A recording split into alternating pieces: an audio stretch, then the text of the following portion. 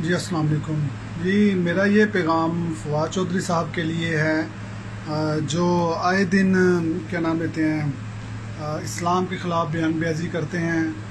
جناب، میرا یہ آپ کو پیغام ہے کہ آپ حلف لے کر آئے ہیں یہاں پر، آئی سمجھ؟ آپ پاکستان میں رہنے والے مسلمانوں کو شدت پسند، دہشت گرد، پتہ نہیں کیا کیا بولتے رہتے ہیں، اور یہ بھی کہتے ہیں کہ فوج آپ کے ساتھ کھڑی ہے۔ فوج آپ کے ساتھ بالکل کھڑی نہیں ہے جناب۔ کبھی کیا نام ہے، آپ یورپ میں بیٹھ کر مرزائیوں کو وزیر بنانے کی پیشکش کرتے ہیں، تو کبھی کچھ کہتے ہیں۔ میری آپ بات غور سے سنیں کہ مرزائیوں کو کافر کسی نے ایسے ہی فتویٰ دے کر نہیں قرار دے دیا تھا، ان کو 14 سے 16 دن کی ڈبیٹ کے بعد وہ غیر مسلم جو نا ٹھہرے تھے، ٹھیک ہے؟ تو میری آپ بات غور سے سنیں کہ جو ان کو اس ملک میں ایز اے حاکم لانے کی کوشش کرے گا نا، وہ خود اپنا ذمہ دار خود ہوگا فواد صاحب۔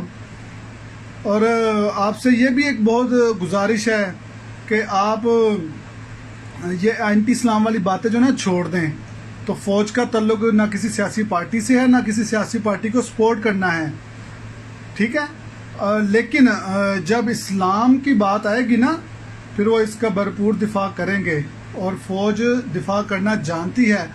اور آپ مجھے یہ بتائیں کہ وہ تو ایک جھوٹے نبی کے پیروکار ہیں، مرزائی جو قادیانی ہیں، تو میرے تو نبی پاک صلی اللہ علیہ وسلم جو خاتم النبیین ہیں، انہوں نے تو پہلے فرما دیا تھا کہ میرے بعد 30 جھوٹے نبی آئیں گے جو جھوٹی نبوت کا دعویٰ کریں گے۔ تو مجھے بتائیں کہ پھر آپ کیوں ان کو جا کے سپورٹ کرتے ہیں؟ کیوں بار بار آپ جا کے ان کو کیا نام ہے کبھی وزیر بنانے کی پیشکش کرتے ہیں، کبھی کچھ کرتے ہیں؟